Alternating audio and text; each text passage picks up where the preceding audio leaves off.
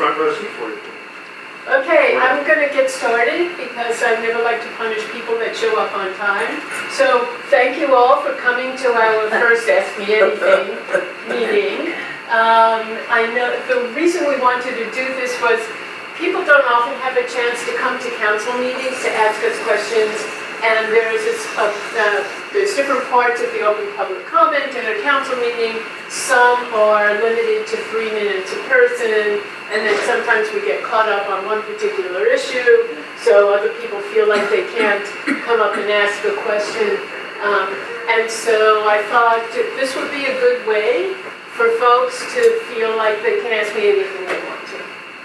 So I may not have all the answers for you tonight, but if I don't, I promise you we will get back to you. By the way, that's Harry Glazer, and he is both the municipality's public information officer and my assistant. So if you see him taking notes, you'll know why. Will there be a transcript actually of a meeting, Dale? It's going to be on YouTube. But will they make meeting minutes like they do other types of meetings? No, we don't have one of the clerks here, and I don't think anyone else knows how to use it. Taking memos. No, he's going to take notes so that I can get answers to you if I don't have an answer. But it's not like an official council meeting, that kind of thing. I just want to be able to answer questions you guys don't get a chance to ask. And here's the first one. Hi. I'm Debbie Gregory, and you live actually in the seniors building. Okay. One time we had a meeting, and you had said at the community center once a month. Yes. You have a lunchtime meeting. right. Yeah. When is that during? Harry, you can talk now. It's the 17th this month. It's once a month, and this month it should be 17th. And it fluctuates. Yeah, Will they send out we get notices and let us know? they should. We get advice from Kim Perkins, Kim McGraw. She says when's the best. Do you have the calendar? I put him in the, I get him when I put him in the, I got that. Would it be helpful if we were to post it on our Facebook page or something? My question is, do you have to be a member of the community center to be involved in that? No. Our community center is open to all our residents. But isn't there a $15 fee to join, to be included in whatever activities happen in the center? it is, it's Yes, still. for the lunch too?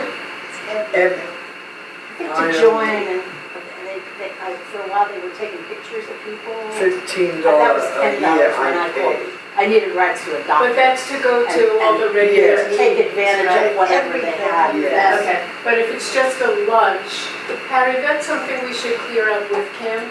If it's just for the lunch to come and hear what we have to say, because it's a really good chance for you guys to hear something new that's happening and to ask questions about that subject.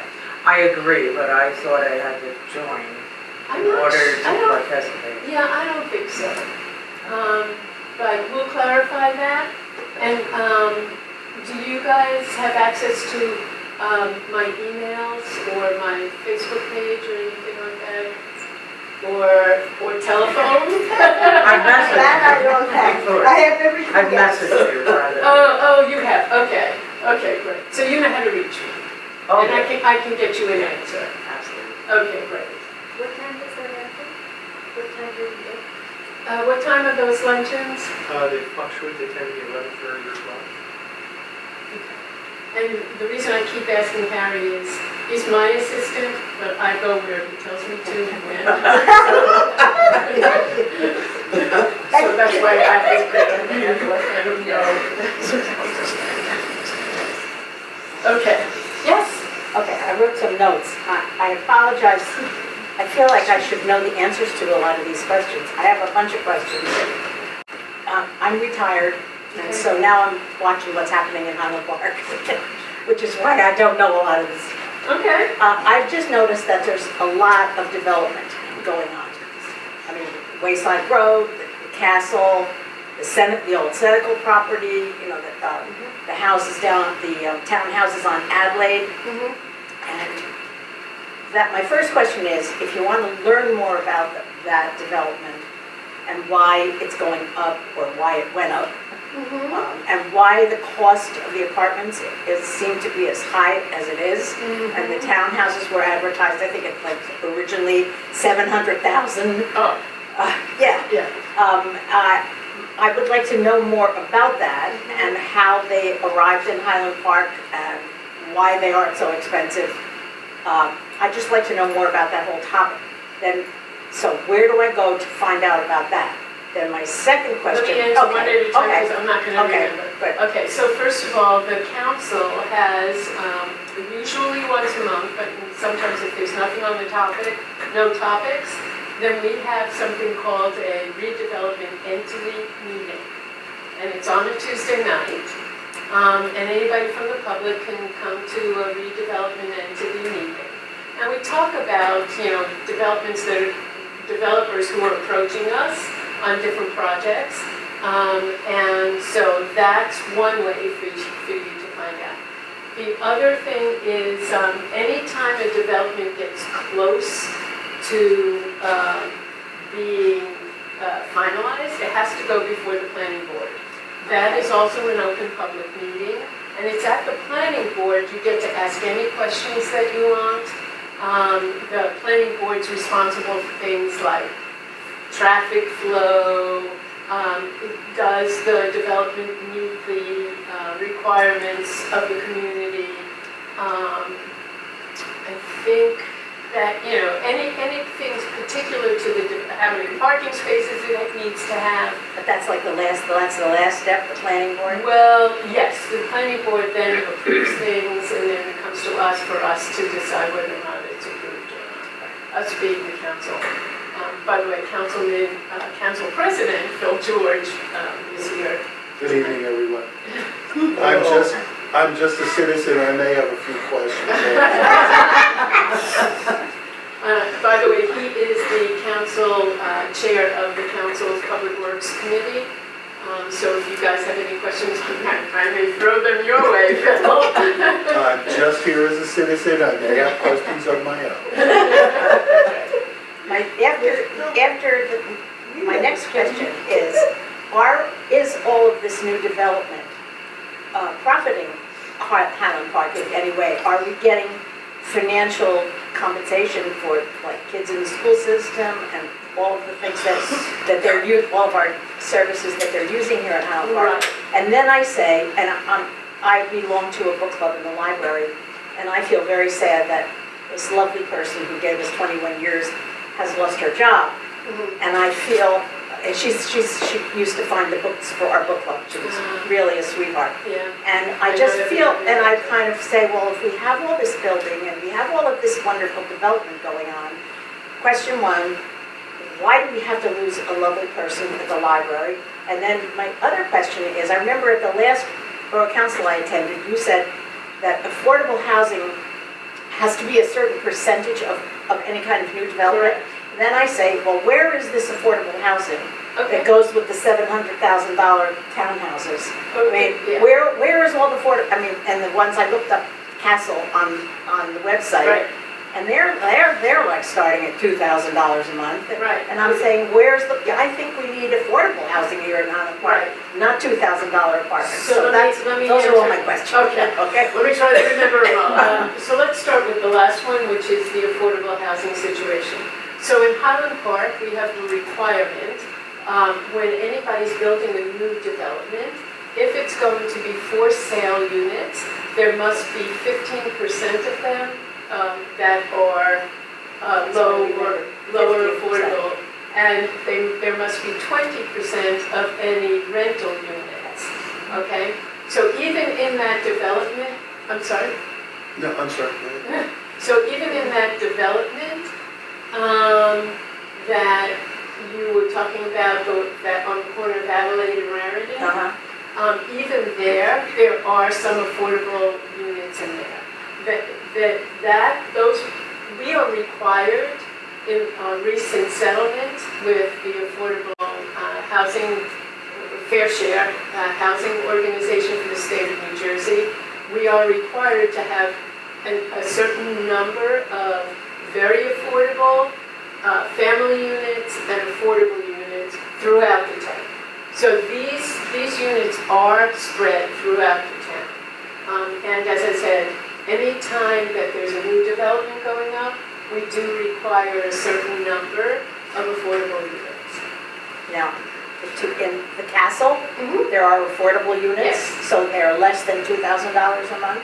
Yes, Okay. you have to And qualify. Are they rented or are they bought? Are they purchased? I don't Those remember. are all rentals. Rentals, okay. You have to qualify for the affordable housing.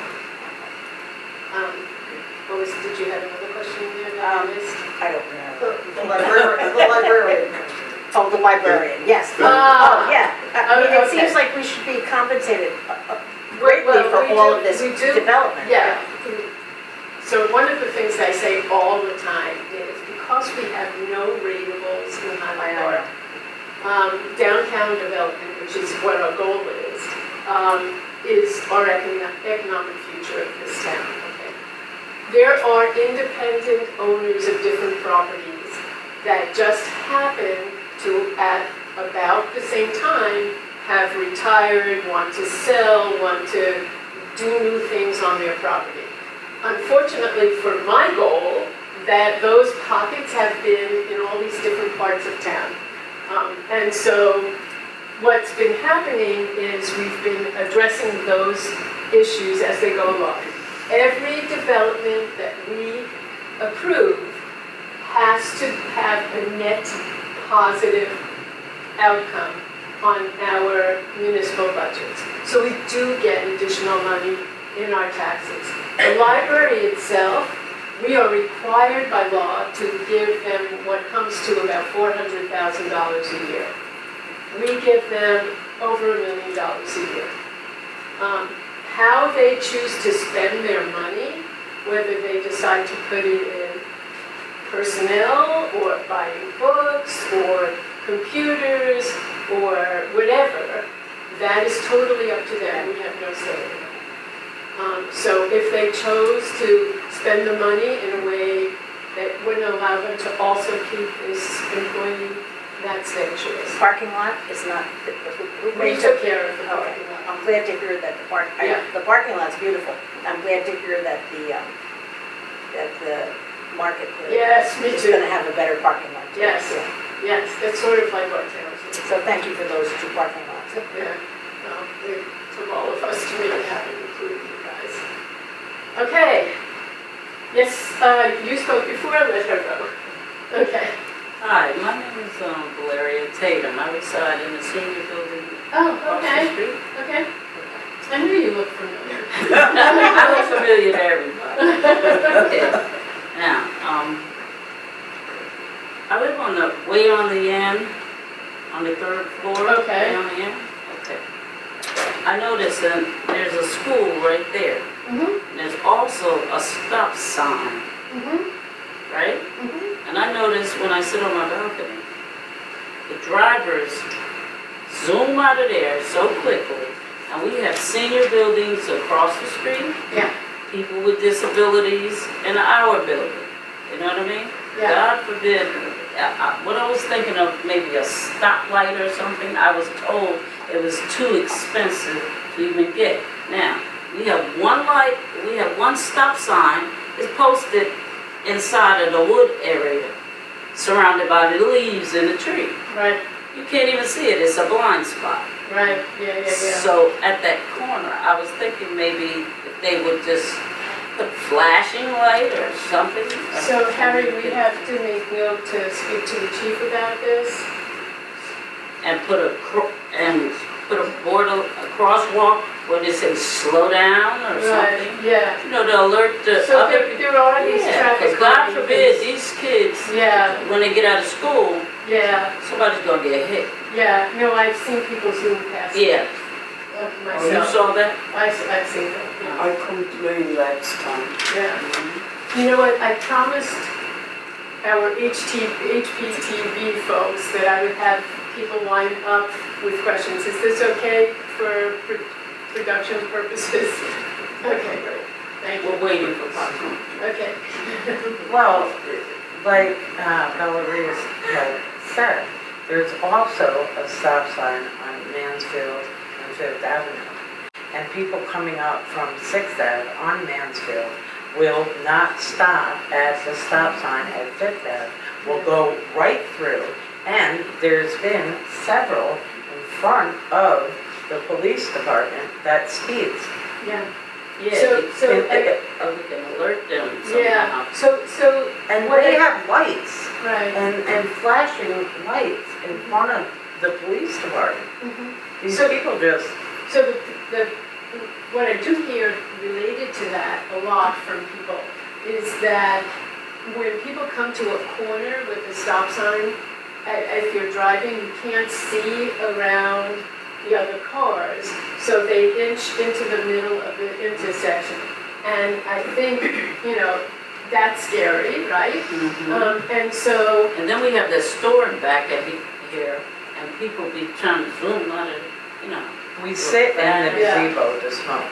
You can't smoke Right, in that right. building. right, And we see people just go right up through the stop sign. They don't stop and edge forward Okay. to look They around don't yield vehicles. or nothing. They just shoot right across to Bartle School to go pick up their children, Oh. whatever. yeah. It's, I'm about to it's, At about 2:30. it's, Okay, so Harry, that's another thing for you. there's Yeah. been accidents right there, right there before, for this reason. Okay. And that's disturbing. We'll definitely talk to the police department about that. Yes, ma'am.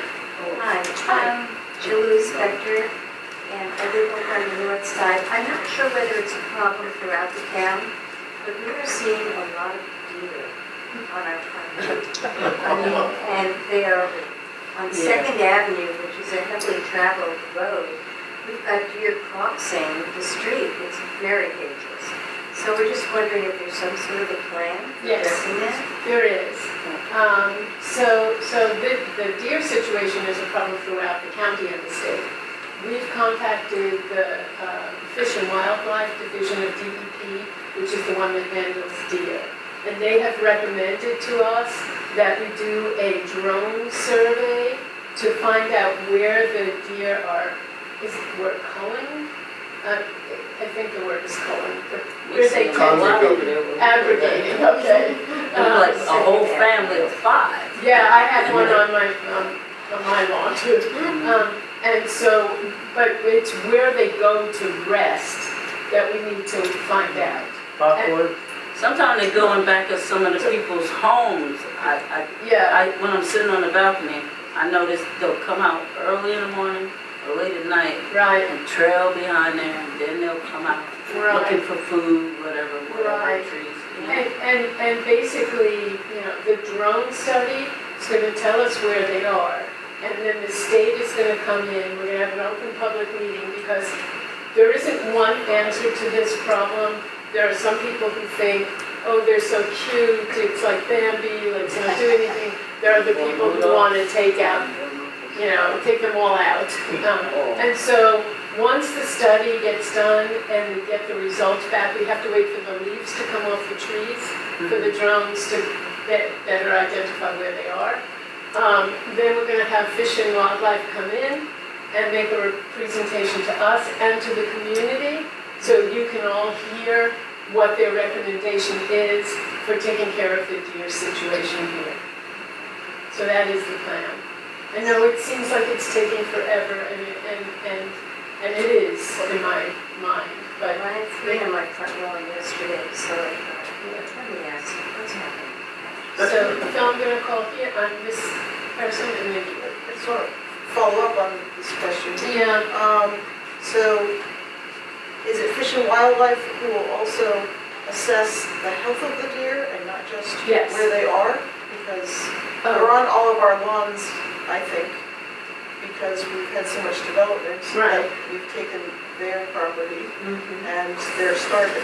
It's also- They look very hungry. Yeah, it's also what's been going on at the Rutgers Preserve and also on Route 18 when they expanded, it's, like I said, it's a problem throughout the county.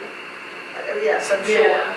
So, I guess I have concerns about their well-being, Yeah. not just how And many and where they are. And that's exactly why I want to have them, Fish and Wildlife, come and tell us, what their recommendation is, so we can then ask those kind of questions, because frankly, I don't really know the answer to that.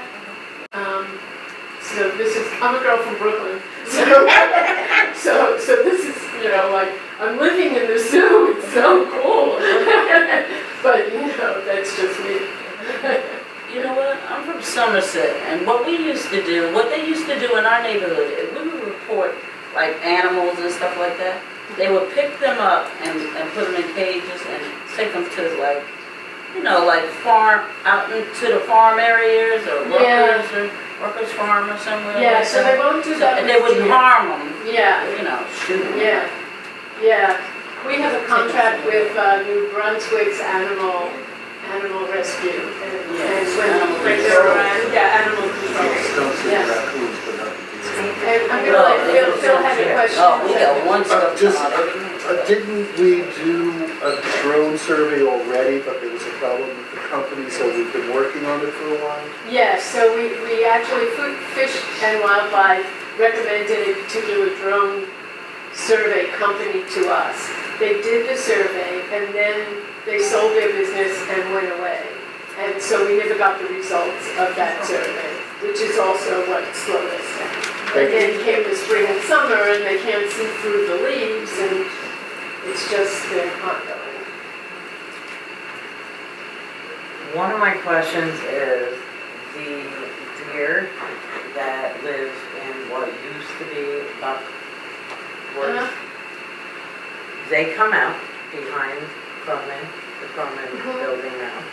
And some of them are injured because of some construction that's been done back there. Way back, there was a meeting at the Cronin building about a new building going up, being built back in Buckwoods. Right. And the stall of it, and it goes back and forth, back and forth. Is there any progress on that? That's the first question. The second is, because of what they have done back there already, the deer that are getting injured. There are deer on our property that are injured. Their legs, everything. They limp, they're eaten away, everything. And when you call the police department, can't do nothing. Oh, yeah. Sorry, can't help you. They won't do Well, that. that Can't help you. Animals. I'm not quite sure how animal rescue works. Well, animal control doesn't do deer, Okay. but if they're injured, there should be some kind of a plan set in place so that these animals don't suffer. Right. So let me answer the first part of your question, Okay. which was, has there been anything? Progress. There. So that whole piece of property was actually in the courts since I think 2008. And we finally got a settlement out of it. The builder originally wanted to do, originally it was like 288 units, but then it came down to 144. And we got a settlement at 75 units. We did a plan, and they agreed to the plan. And that whole, since 2008, I'm happy to say, that particular litigation is done and over with. So what they will be doing next is they have to figure out, they have to deal with the ground and what's there. And then they're going to hopefully build a 75-unit apartment building. In what time span? Approximate, like years or? Years.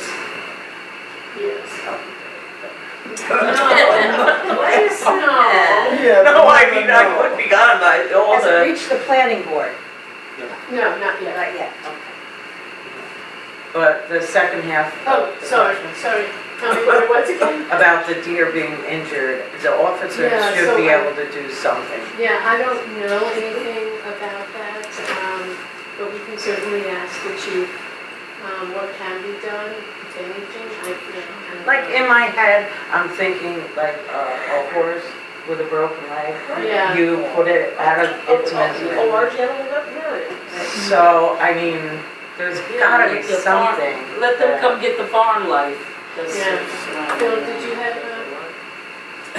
Just to add on to that, and I can't give you a definitive answer, but where I prosecute, I do prosecute animal cases.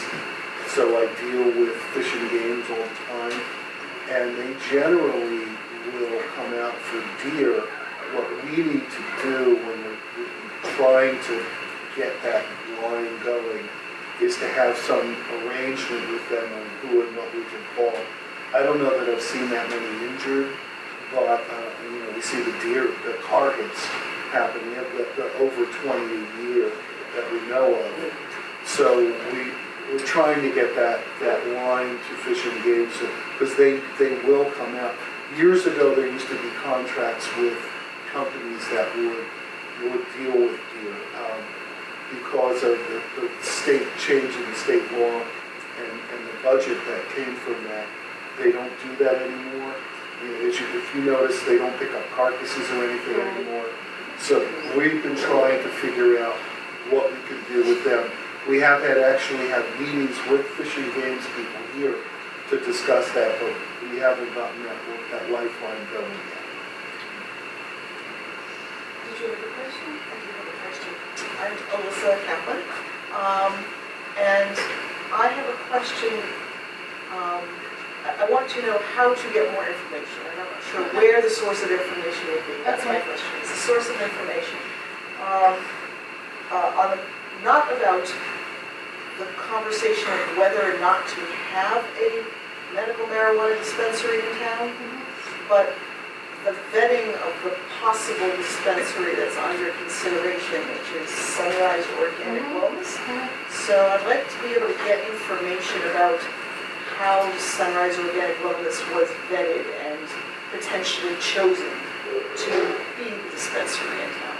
okay, so Sunrise came to us and said, well, first of all, the state issued, it opened up more opportunities for medical marijuana dispensaries throughout the state. And I think in central Jersey, I think they're limiting it to 5 new ones. And so Sunrise came to us and said, we'd like to present ourselves to you and talk about, the possibility of opening a medical marijuana facility in Highland Park.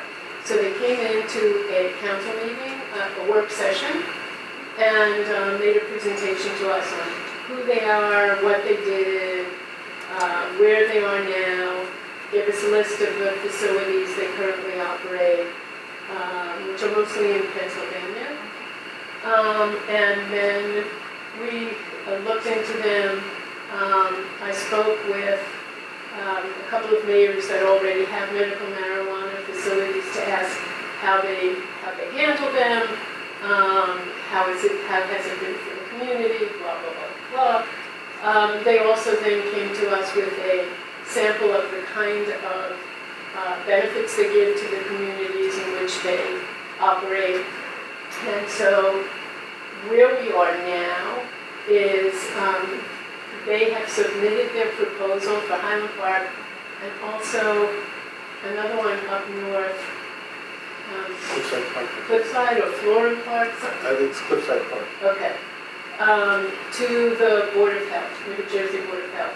It is that department at the state that will make the decision on which providers, operators are going to be allowed to open with. So that's what it's. So Sunrise approached Highland Park Council. It doesn't sound like any other providers besides Sunrise have been investigated as comparison, in order So to I know did- who would be the best one for us? Yeah, I didn't pursue the one that's in Woodbridge, though I did talk to the mayor about them, because the benefits that they give are much less than what the Sunrise Group had offered. May I ask what kind of benefits the Sunrise Group Help me offered? Or- help me remember. Maybe I can see that in minutes someplace. Yes, yes. Where would I find that in the minutes?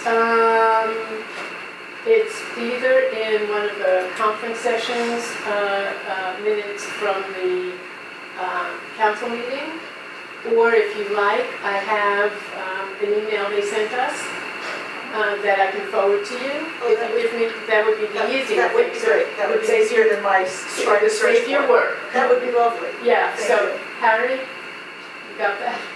Thank you. Yeah, he has my email, so that would be Oh, great. good, okay, Yes. good, Thank you. no problem. Gail, can we ask a couple of follow-up questions to that? Sure. Where is this proposed marijuana retail shop supposed to be located? So they told me they are interested in what used to be a flower shop. I think it's either 95 or 75 Raritan, which is down near Dunkin' Donuts. If you drive by, you'll see a vacant The old window. Pilot Flower. Right, Is that what they actually signed the lease or conditional paper yeah, for that address? yes.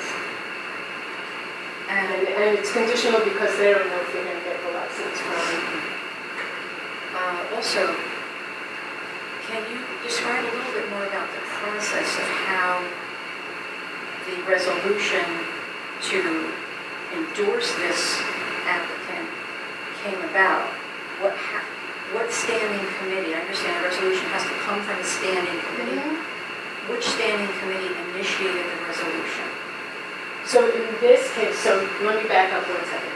So when the state opened up and offered the additional operators for medical marijuana, they went and I think they said they had to have all applications in by August 20th? 21st. 21st. Although there are actually additional deadlines past the 21st, which is I don't another know question that. I have. Yeah, I didn't know about Yes, that. they were. There are. Okay. So I The applicant remember. actually mentioned that in the meeting we had all Yeah. attended. Yeah, I only remember the 21st. And so they came to us, and then we have council standing committees that review different things before we take it to council. So this potential operator and situation I brought to the administration committee, subcommittee of council, which consists of me and the council president.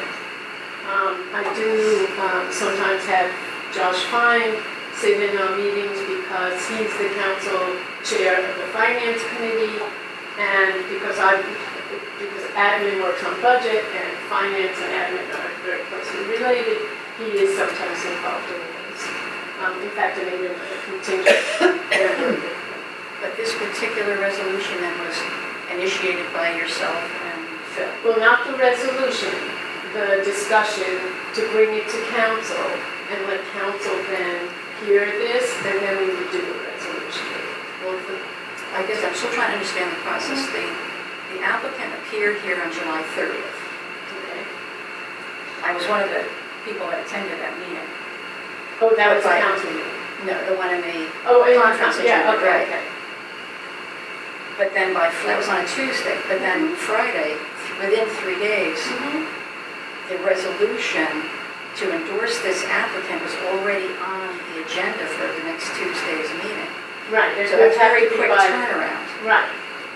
So I'm just trying to understand again how, who initiated this and who had to approve it in such a short order. So again, they came to me, and I brought it to the admin committee. And then we But brought the it. admin committee is you and Phil. Correct. And then we brought it to the council for a presentation from this group. I guess that was the meeting we came to. Right. okay, for them to hear it. And then after we asked them to leave, so that we as a council could discuss whether or not we wanted to move forward with this. So we discussed it at that meeting. And then, and At the same July 30th, the same July 30th meeting. You know, I don't know the date as well as you do. This was the work session for the council. Right, that's the meeting I Okay. attended with that applicant. Okay, Right. yeah. So then at that meeting, the council discussed it, and they said, yes, we want to move forward with this. Was that after that meeting? Because if that wasn't mentioned. Remember, we asked, I think, we asked the applicant to leave at some point. Yeah, it was a work session that we Right. called as a special session. Just to backtrack a little bit, the state gave any person interested in having one of the new locations, because there were already medical marijuana dispensaries in the state. Right. The original proposal had been to license up to 100 more, and then the governor cut it down to about 30, and then they zoned it to say either 2 or 5 in the north section of the state, 2 to 5 in the center of the state, and 3 in the southern part of the state. And this initial round that was going on is not an approval of them. It was for people who wanted to open a medical marijuana dispensary to get in on essentially a lottery, Right. subject to approval, to get one of the sites. Once they have the site, they have to go through the entire application process with the state, which involves all of the licensing and requirements. So they had 6 weeks to come to find somewhere, if they were interested, to find a location. So they came to Highland Park, they had a few other Central Jersey locations, and they have Cliffside Park in the north, which I know about. And So- they have Williamsboro in the south. I think it's Willingboro, yeah. So anyway, they came to us and they said, we'd like to see if, and the first round criterion, again, this is strictly for location, to say a town is not, essentially, a town is not unfriendly to us, their zoning would permit it, because there are already a lot of towns in Central Jersey that have prohibited marijuana in all its forms. So that's one of the first criteria is it's not illegal, that, and the town would be willing to consider it down the road. Well, in other words, it's not illegal here, it is actually illegal federally. It's not, the criterion in the state is it's not illegal by ordinance in the town. So that they came to us, they made the proposal, we reviewed it, we said the entire council should consider this. So we did call the working session, we had the presentation, and then we asked them to leave while council debated it and decided, they decided that it should go to the council for a formal vote so people could vote. Because at the working session, we don't vote. We just say. So the resolution to support this applicant, which, references says the willingness of the borough to host this medical marijuana facility. Correct. That was actually generated then before they came in on July 30th? No, No, no. It After wasn't the July generated until 30th meeting, so afterward. between Tuesday and Friday. right. Had the working session come up with a criterion that Resolution said, was drafted, a we're- decision was made Correct. to host them essentially. Right. By If resolution. they got approved. they still have to go through the state approval process. Right. I understand. The other question, So just let me stop for a second. So anything that goes on a Tuesday agenda must be published for about 48, at least 48 hours ahead, which is why the Friday was the deadline date. right, but I guess my question on the process again is how quickly this was done without, without any, public forums, without any public education of what it takes to get, for a town to be involved in the marijuana industry. It's very complex. It's very controversial. There are a lot of, many issues related, for example, to zoning, where, for example, what do we have in writing that says a retail marijuana shop, can't be within 1,000 feet of a school use? or a residential use, or a park, or a library, or a place where teen community activities So we have, take place? You know, what do we have? something called drug-free zones. Okay. So, for instance, one of the locations that wanted to approach these people to rent was a location that was too close to urban school. And I'm sorry, but I'm not going to remember if it's 1,000 feet. Is it 1,000 feet? Okay. So they fell under the 1,000 feet limit. So that's where there was that. There's a map. And again, you're going to ask me where you can access it. I don't have that map, but we looked at it when we were looking at possible places. But there's also an issue near houses of worship. But it's accessible someplace. Terry would know where to find it quickly because she had it. Well, we did actually send an email on August 12th requesting some of this information. It didn't come back. Was it So I a appreciate regular email? It was an email, yeah. Okay, yeah. so we really Harry, appreciate let's follow up with, did you send it to me and it. To Terry? you and to Terry, yeah. Yeah. So let's follow up with Terry on that. Gail, the other question, related to this applicant, that I think is really critical. The applicant said that if the state law changes, they will start selling. They would like to.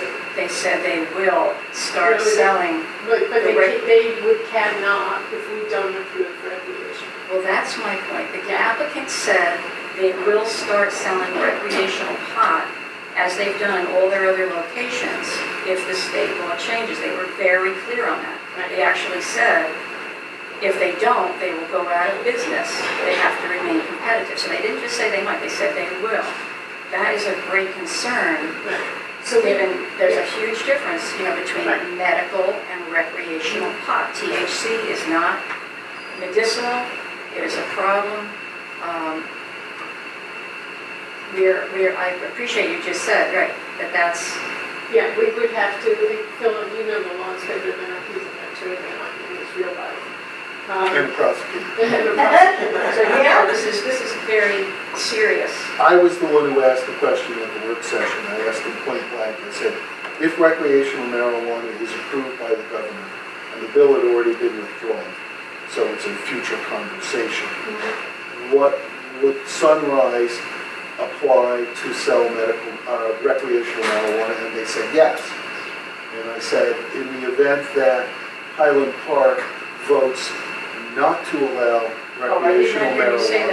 I didn't say that at all. The second question I asked was, if Sunrise, if Highland Park bans recreational marijuana from sale, would you relocate? And they said yes. When did this conversation take place? At the work session, when they were present. Those are the Now, questions I asked. I'm sorry, Phil, but I was there.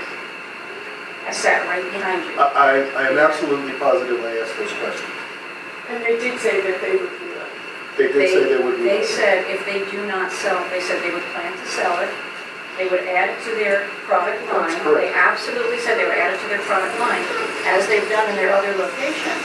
And they said, if we don't, we will have to relocate or we will have to go bankrupt. They said we would have to sell it to remain They competitive. said they would And relocate. nobody mentioned That's a word. I didn't hear anything about a ban in Highland Park, but I'm thrilled to hear you say that. That was the next part of my Yeah. question. Right. If this would seem to be the very prudent time to put a resolution in place as well, as you're describing them. Well, I'll making let the mayor sure- address the steps we're going to be taking on. Yeah. To make sure that So, this stays a medical facility if it comes here and we don't end up selling recreational pot in Highland Park Well, through this transition. here are the things we've been talking about. First of all, we talked about putting together a task force to study whether or not recreational marijuana is something we want to bring to Highland Park. We would then get the information from them, have open public meetings.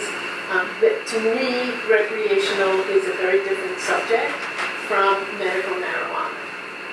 And so we would have open public meetings. meetings, we'd have discussions about it, and then it would be up to the council to really discuss or decide, do we want to allow recreational marijuana in Highland Park? And it would be based on a lot of input from this task force and also public discussions. So I think that the task force is great. I guess, again, I feel like it's somewhat behind. We've already taken a big leap by the fact that within that 4-day period, a resolution was already drafted to enter us into the marijuana industry. So that was done without all the things you're describing. We didn't have the public input. We didn't have public education. We didn't meet with experts outside the marijuana industry. Like, Senator Ron Rice is a superb and very knowledgeable individual. He could really provide a lot of guidance to Highland Park, for example, on, to what extent would we have wanted to be in the industry at all, and certainly with regard to recreational, to be very, very cautious and protective of this. Even our municipal alliance, says it's the responsibility of our public officials and the community at large to make sure that we're preventing further drug abuse within our own community. So I'm really not sure, I get concerned hearing about the potential value of selling recreational pot in Highland Park. It's very disturbing to hear about that potential value. Again, I have to say, and I'll call it in a second, I have to say, in the minds of the council members, most of the council members, medical is very different from recreational. And so the medical field is very highly regulated. There are security people involved in that. I don't know enough about the recreational myself, except for what I read and hear and talk to other mayors about. But these are all things, when it comes to recreational, that we have to address going forward. To me, it is a very different, and I think to the council as well, it's a very different situation from medical.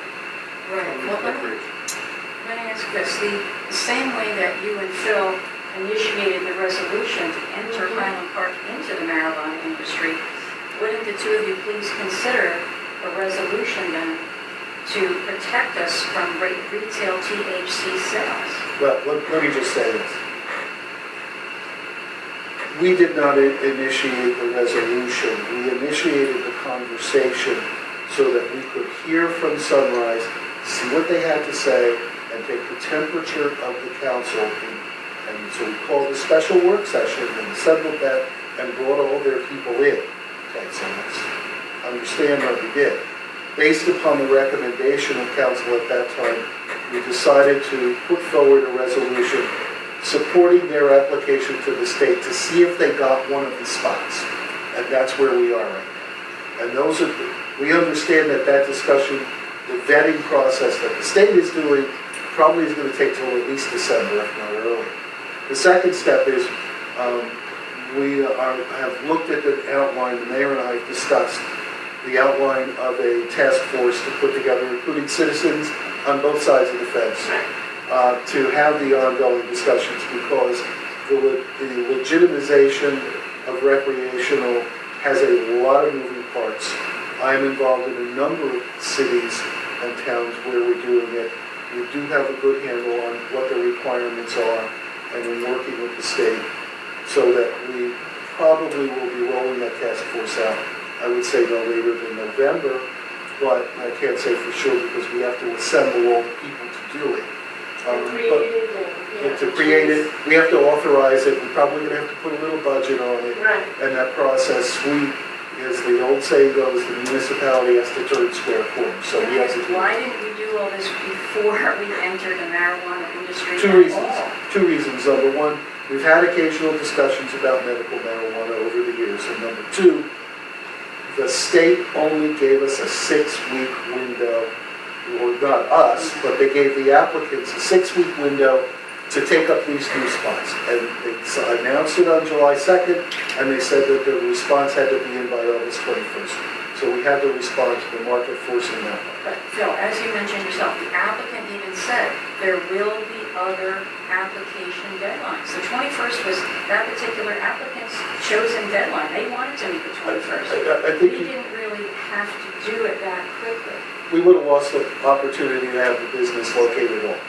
No, It would have been, there are well, so you know, many ATCs in New Jersey. I don't know that we should debate the process that we went through. We, within the deadline that the state imposed on everybody, we brought in as much as we could of public discussion and council discussion on medical marijuana, and was solely limited to medical marijuana. I was the one that took it a little bit forward and said, I want to know what you're going to do with recreational when it becomes legal. Well, And then ask the question specifically, what if we outlaw it? So that's where we are. But we know that the question of recreational marijuana is significantly different in most people's minds than that of medical marijuana, and we are prepared to deal with that. Correct me if I'm wrong, but isn't it medicinal marijuana? Depending on what the physician prescribes, it can sometimes include THC. Yes, it depends on Okay. what the So what's the physician... difference between recreational and medicinal marijuana? Is there really a difference? Yes. The difference is how you acquire it. So for medical marijuana, you have to have a prescription. Yes. You're limited to how many you're allowed to get. Okay, but medicinal marijuana, can you smoke that? This is what I know, and I can only tell you what I know, and I probably know more than the mayor does for being a prosecutor for the New Jersey State Police in probably 11 or 12 counties, is that there are a lot of various combinations and formulations of medical marijuana, from pills to drops to oils, and my last training session that I had with the state police is less than 40% of medical marijuana in its umbrella is smokable marijuana. Through vapes. Smokable marijuana, period, whatever format it takes. So, as far as the THC and the smoking and so on, and some of it, I don't know whether it includes THC or not. But to say that there is absolutely no difference, I think begins to start to blur the lines a little bit. And also the fact that medical marijuana in all its forms is physician prescribed and regulated. So whereas recreational marijuana in the states that have it, it's sold. In some states it's sold at the local drugstore. In some places you can pick it up in your neighborhood bar and walk down the street. I think that's one of the big reasons why it's still a major debate in New Jersey. I don't think it's going to resolve anytime soon, and I don't think it's going to resolve in Highland Park anytime soon, especially because the present status of it legalizing in New Jersey, regardless of what the feds ever do with it, is now likely to be the subject of a constitutional general electoral referendum, and that's not going to occur this year and probably not next year. I'm only questioning this because obviously as a kid, when I was younger, I have smoked marijuana. It's not something I like to, whatever, okay? But here, right in Highland Park, we have affordable housing. 2 of our officers showed up at the building with a strong odor, not from somebody smoking marijuana. It was somebody storing marijuana. And when they walked in, the 2 officers that went up the elevator with me, because the director called, had said, even if they're smoking, not much we can do. Yes. And it was disturbing. Yeah. Not only should there not be smoking in affordable housing, a building like that, but it's not legal. Recreational is not legal. But when your local police department is telling you not much we can do anyway. But why should it have to be legal for smoking, if smoking not is prohibited in the building? Why can't you do like when you go to the dispensaries, you get like gummy bears, it's in all kind of forms, drops, it comes in all type of forms. You don't necessarily You don't have to smoke it. Like the farm If it's medical for certain people, but I know when I first moved where I live at, I smelt it, I'm like, what the heck? But when our own police department finds no issue with recreational marijuana, what's up with that? So that's a question that I'm gonna ask Carrie to put on my list of things to talk It's on their record. Well, I need to talk to her. Right, but it's on the log over there. The director I called. need to find out about it. This is the first time I'm hearing this, Yeah. so. Mark? Hi, can I change the topic a little? Yes. I'm enjoying the true confessions. So I'm Mark Lawson.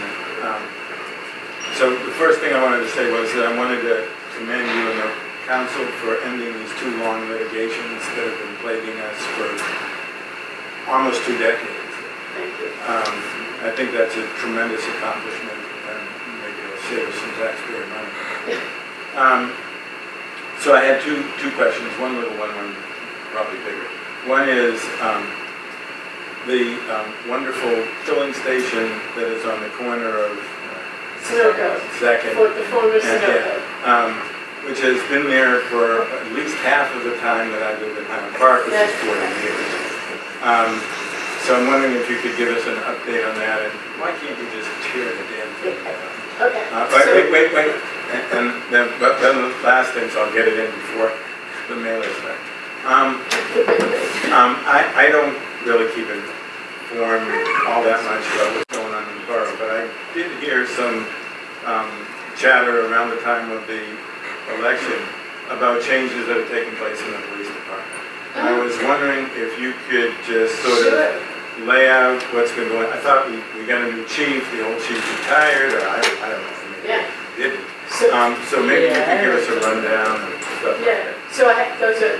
so 2 of those 3 questions are great, and the aggravating one is the Sunoco discussion.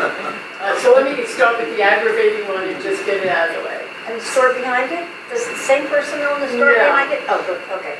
That's another part of the aggravating question. Okay. Okay, so the Sunoco station is owned by the same developer who owns Buckwoods.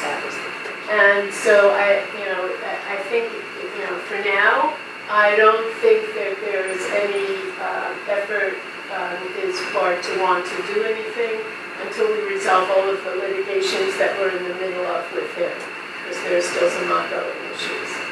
Okay.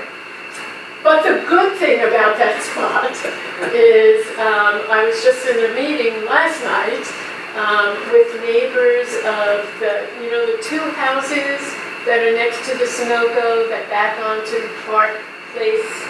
Okay, so there is a developer who owns those 2 houses, and we called in all the neighbors. We're required to let people who live within 200 feet of a development know whenever anything is being considered or talked about, but we like to bring the neighbors in early on, and so there's no definite thing there, but he came in, the developer came in with our planner and the neighbors from that area, and the good thing is it looks like those 2 houses, one of which now is multiple dwelling and the other is vacant.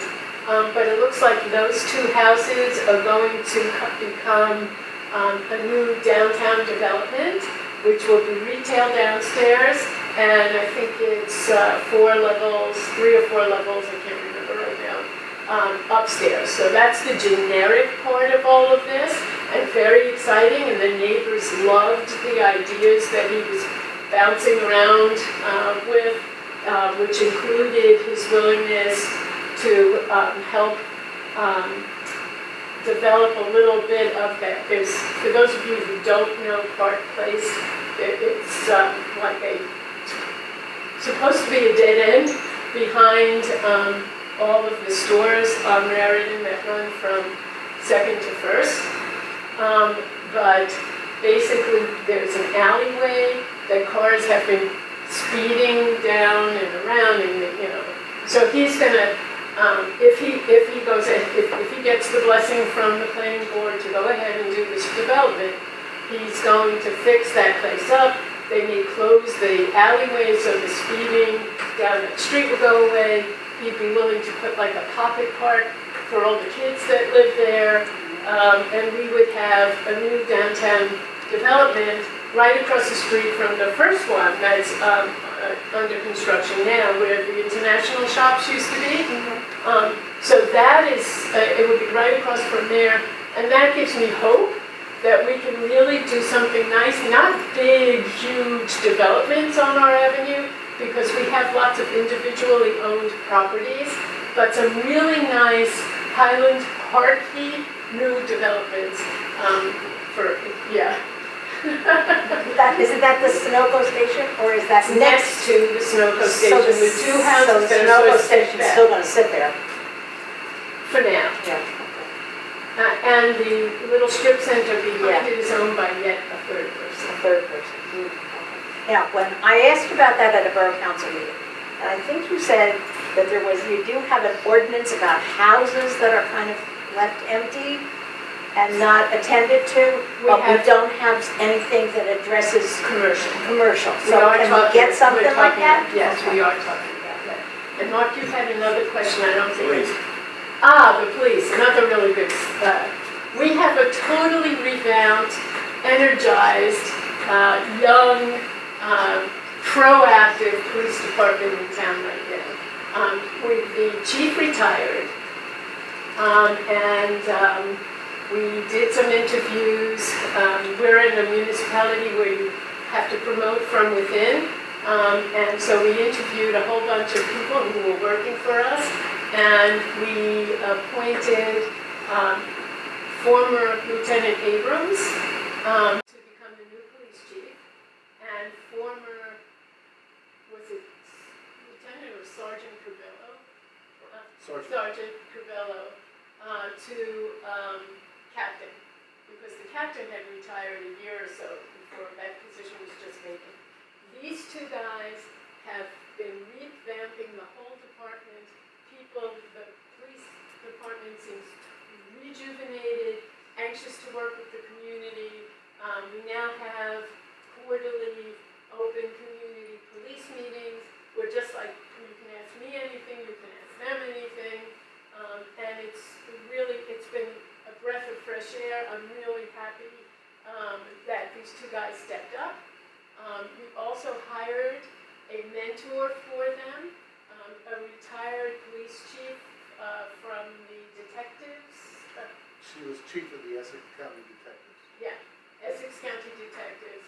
And she has a lot of experience, and she's working with them to sort of get them to know a little bit more about the administrative end of things. And because they are new in the position and they are younger, it's really exciting to see. So thank you for asking that question. Does the department have physical requirements that they have to pass physicals every year of conditioning? I don't know if it's every year. I do know when you become a police officer, there are some physical requirements. But what about 15 years later? Harry, that's another question. A lot of police questions. You got them all under the police chief's. It really is. There is Do you do random blood and urine tests? Yes. Can't there be? Or is that No, it's a state law. It's controlled by state law. physical fitness? Yes. It's controlled by state law. Controlled by state law. Yes. Hi. I'm very pleased to see my neighbor from across the street. And we're here for the same exact thing, so you know here first, so you want to start. We're both on Grove Street, right You need to here. speak up for this part. I can't hear anything. Okay. I'm going to ask that you speak into this lovely microphone. Thank you. Okay, we're both from Grove Street, and it was the first day of school, and we have over the years struggled with parents and visitors parking on the wrong side of the street that has signage. And Signage that says no parking. correct. And today it was lined up for the entire day with cars on the other side. And just speaking to some people, they said, I don't know if this is true, but that the police are not to get involved with the parents. I've just heard these rumors. Please don't listen to Highland Park rumors. Okay. But, and so I'm not even talking about when a car is like covering half my driveway. I'm talking about clearly parking on the other side of the street where it says do not park during school hours. And they got no tickets, they got no warnings, they just park wherever they want. We can't get into our driveways. And on top of that, our street is one way for a good portion of the day. Right. Each and every day for 2/3 of the year, we can't reach our houses without, and I don't know about you, but I've been yelled at by parents and stuff. Like, it's not fun. Right, yes. One of our concerns is our street is a narrow street, and if there was an emergency that required the fire department or emergency vehicles, often they would not be able to get down the street because not only are the cars parked illegally, but they're often parked a foot to 2 feet out into the street, and they block the street. And a few years ago, the police department was a little more proactive, and they would occasionally come down the street and ticket the cars. But it seems like the last year, and of course we just started this year, that there's really nothing going on, and we would be hopeful that since it is illegal to park there, that the police would be somewhat proactive. All right, so Harry, this is an issue, again, we need to bring up with the police chief. We should have made this an open public police meeting. We will definitely get on that. I'd like to comment on another issue, if I might. If I can give you back the microphone? Unfortunately, I was not able to attend some of the meetings having to do with bicycling, and I would like to preface with what I'm saying with the fact that I'm a very avid bicycler, as my wife will attest to. I'm particularly concerned with the shortage of parking in the business district, particularly on Route 27, and that we certainly want the merchants who are there, especially the restaurants, to be successful. And I was rather concerned that we were going to lose parking spots, and that this would create a real problem for the merchants and for us as taxpayers. Yeah. So let me address that one. So that was a bicycle pedestrian safety plan proposal that was a grant that was awarded to the municipality, and I think Rutgers did this study. It is only a proposal and only a study. I can't see us allowing the loss of parking on Raritan Avenue. That's for everything that you stated. And number two, Raritan Avenue is a state highway. So talk about slow things happening. That means we have to go to the Department of Transportation for any change that we make on Raritan Avenue, even when the farmer's market is happening, and if we want to hang a sign across Raritan that says farmer's market, we have to get their permission. So I know it was part of the proposal, but I wouldn't worry about it. Yeah. Listen, our retailers are the lifeblood of what goes on downtown. there's no way we're going to try to eliminate their customer base by taking away parking spaces. So, you're welcome. Okay, any other questions? I just have one more neighborhood question. Would you like to speak into the lovely microphone? Okay, I just wondered, is there any kind of local ordinance that has to do with the upkeep of a house? There is a house in the neighborhood that is really in very, very bad condition, and there are people living in that house, and I just wondered if there was something like that. Yeah, there are requirements that the ordinances that the borough has. Our code enforcement officer is the one responsible for enforcing them. So, for instance, grass can't be a certain height and that sort of thing. My suggestion to you is if there is, yeah, and he can't get around to walk every block every day, but if there is a house or a property in your neighborhood that you're not comfortable with, then just let us know, and we'll send him out, and he'll determine, what needs to be done. I just want to say thanks for doing this. Oh. Because there aren't many people, and it's taking a lot of your time, and I certainly appreciate you showing up and answering these questions. Well, I appreciate you saying that. I have to tell you that even though some questions are tough, this is the kind of stuff I love, because when we can talk to each other about our concerns in a respectful manner, this is part of what I'm going to tear up. So you don't need that on TV. So that's what I love about Highland Park. I really do. So I want to thank you all for coming too. And I don't want to cut you two off. Did you have a question? Oh, yeah. I'm going to give you this. Yes, I am. I can speak for you. Me too, but still. Okay, so as a part of the process of signing the resolution, it was about the medical marijuana for the Sun.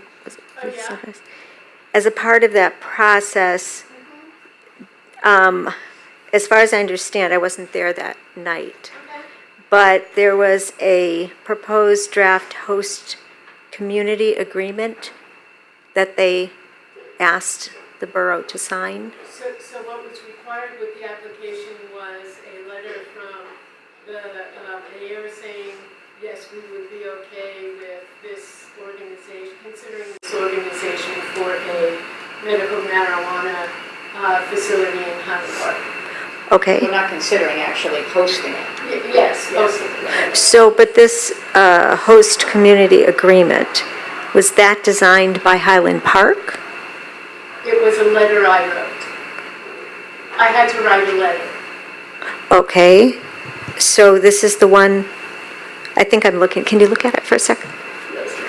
Well, I'll make it really big. I just wanted to understand where this came from. Because it's talking about monies that the company itself would be willing to give to Highland Park on the day of signing. Oh, so,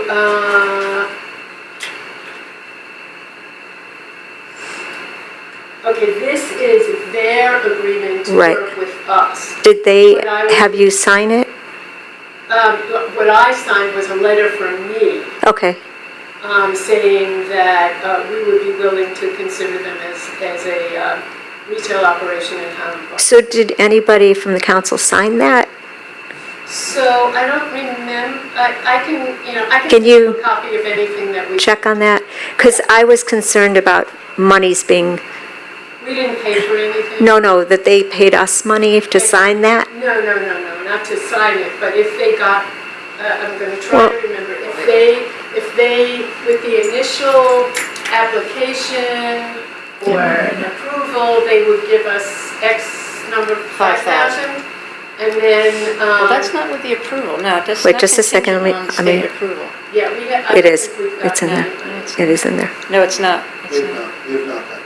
Okay, It's not contingent on state approval. okay. But I do know that the agreement which is what I thought you were talking about, was something like $100,000. Yeah, I just, 35,000, then 30, and 30, so and 30. what, I guess my question and then is, 1%. do we know if other companies have these kinds of They have different, agreements? They have all kinds of things. Okay. They have all kinds of. It feels a little awkward as, for me, being a resident of a community, and it's almost like the Amazon thing that was happening in New York, where they're going to give a certain amount of money to the state, you know, to the city. So there's something called community benefits that whenever a developer comes in, for Okay. instance, there's something called a community benefits agreement. So part of what happens is the municipality negotiates with a developer. Okay. So I'm trying to think of one that happened recently. Oh, so there are a couple that we're in the midst of right now. So we might say, well, if you come in, we want you to create a park. We want you to have a bicycle garage. We want you to provide a shuttle bus service to all of the Rutgers campuses. Okay. So that, it's a community benefits agreement.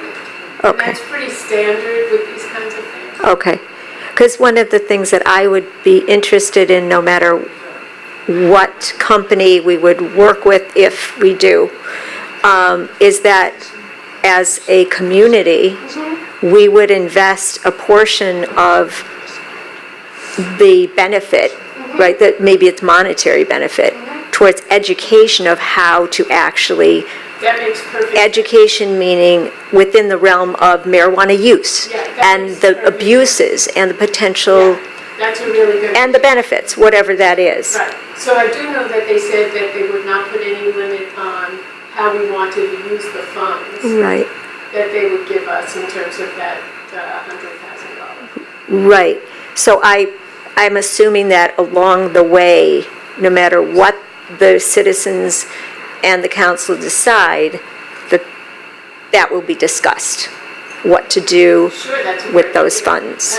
In a similar kind of way, when we introduced the ordinance preventing the sale of vaping, if somebody was selling vaping things to a minor, or they had to, number one, we were charging taxes, and number two, they had to pay a fine.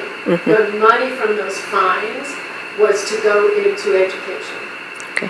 So it's a similar kind of situation. Gail, can I just clarify? I think using $100,000 is, that's only if they last here Absolutely. that long. 3 years. Yeah, they have to be here at least 3 years. Yeah. So we're not, everybody needs to understand, we're not getting $100,000. No, it was like 31 It's year, 30, another 30 if they last, another 30 if they last. Exactly. Yeah. So another question outside of that subject is, I know there's redevelopment, right, in our town, Yes. but there's different words being thrown around. Okay. So we used to have an agency, redevelopment agency. Correct. So we had agendas, and we had minutes for those. Right. Since that was changed, now you're calling it an entity? Yes, and there are minutes and agendas for those as well. I don't see them listed. I don't see them posted. So, Maybe I'm wrong, but I don't think. yeah, Harry, website, where are the redevelopment entity minutes and agendas posted? Thanks. Okay. And what's the difference? Okay. So the redevelopment agency was a board, a separate board of volunteers that I appointed. Okay. And what was happening was we were starting to run into additional expenses, we weren't getting too far, and that sort of thing. And so the council voted a year or two ago. No, it was a little bit longer than that, about 2 years ago. Okay. So to disband the separate redevelopment agency. And in situations more similar to the size of Highland Park, we went with the route of a redevelopment entity, which is basically the mayor and council. So on an extra Tuesday a month, instead of having a council meeting, we have a redevelopment entity meeting. And we basically, developers, it's an open public meeting, anybody can come, there are minutes and all that stuff. The only difference is the cast of characters is different. It's me, the council, and the borough administrator also attends those meetings. And so it's the same kind of thing, but you can't call it a redevelopment agency legally. You have to call it a redevelopment entity. So one is more costly than the other? Well, there were less expenses for us as a council to do it than it was to have a separate entity. With volunteers? With volunteers, and, we have, I'm sorry? Yeah, separate attorney. They had, one of our staff had to be there to take the minutes. Okay. And that kind of thing. Okay. And as far as minutes are concerned, I understand that the borough clerk usually transcribes those. Correct. So have we ever considered spending some more money and putting on a different line item to actually have somebody just do the transcribing, because we're 6 months in the rears On the planning board? on the council meeting On the minutes, council minutes? Lots of minutes. right? Lots of pages. Well, we actually, Different parts. yeah. Council, redevelopment. So I would, I'm sorry, Phil, go ahead. No, I'm listening. So right now we have 2 people in the clerk's office, a clerk and a deputy clerk. Okay. So the clerk is generally responsible for the minutes, but the deputy clerk will fill in and help when it's necessary. Okay. However, they are also the same 2 people that have to put together all the COA stuff.